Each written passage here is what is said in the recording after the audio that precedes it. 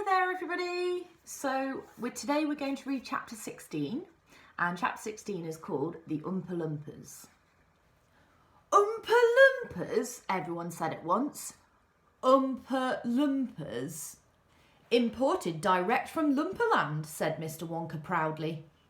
There's no such place, said Mrs. Salt.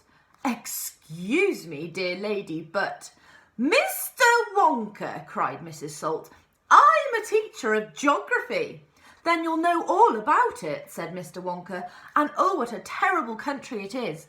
Nothing but thick jungles infested by the most dangerous beasts in the world. Hornswogglers and snozzwangers and those terrible wicked wangdoodles. A wangdoodle could eat 10 Oompa Loompas for breakfast and come galloping back for a second helping.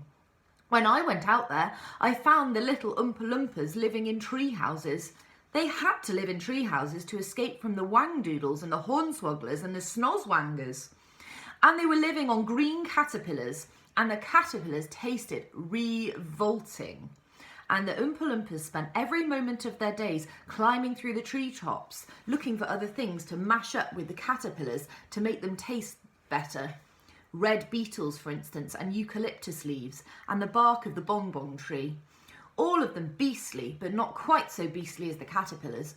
Poor little Oompa Loompas. The one food that they longed for more than any other was the cacao bean, but they couldn't get it.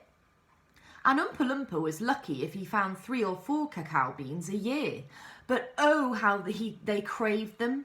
They used to dream about cacao beans all night and talk about them all day. You only had to mention the word cacao to an Oompa Loompa and he would start dribbling at the mouth. The cacao bean, Mr. Wonka continued, which grows on the cacao tree, happens to be the thing from which all chocolate is made. You cannot make chocolate without the cacao bean. The cacao bean is chocolate. I myself use billions of cacao beans every week in this factory. And so, my dear children, as soon as I discovered that the Oompa Loompas were crazy about this particular food, I climbed up to their treehouse village and I poked my head in through the door of the treehouse belonging to the leader of the tribe. Here's a picture of him doing just that. There he is. Looks a bit surprised to see him, doesn't he?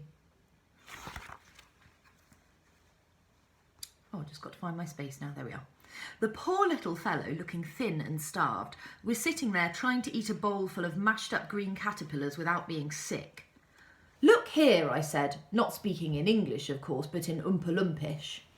Look here, if you and all your people will come back to my country and live in my factory, you can have all the cacao beans you want. I've got mountains of them in my storehouses. You can have cacao beans for every meal. You can gorge yourselves silly on them. I'll even pay your wages in cacao beans if you wish. You really mean it? Asked the Oompa Loompa leader, leaping up from his chair. Of course I mean it, I said. And you can have chocolate as well. Chocolate tastes even better than cacao beans because it's got milk and sugar added. The little man gave a great whoop of joy and then threw his bowl of mashed caterpillars right out of the treehouse window. It's a deal, he cried. Come on, let's go. So I shipped them over here, every man, woman and child in the Oompa Loompa tribe. It was easy. I smuggled them over in large packing cases with holes in them, and they all got here safely.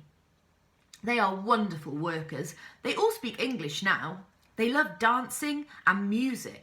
They're always making up songs. I expect you'll hear a good deal of singing from time to time.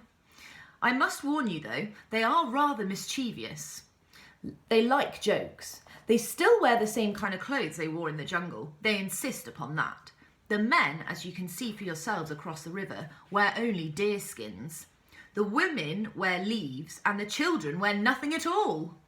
The women use fresh leaves every day. Daddy! Shouted Veruca Salt, the girl who got everything she wanted. Daddy, I want an Oompa Loompa. I want you to get me an Oompa Loompa. I want an Oompa Loompa right away. I want to take it home with me. Go on, Daddy, get me an Oompa Loompa. Now, my pet, her father said to her, we mustn't interrupt Mr. Wonka. But I want an Oompa Loompa, screamed Veruca. All right, Veruca, all right, but I can't get it for you this second. Please be patient. I'll see if you have one before the day is out. Augustus, shouted Mrs. Gloop. Augustus, sweetheart, I don't think you better had do that.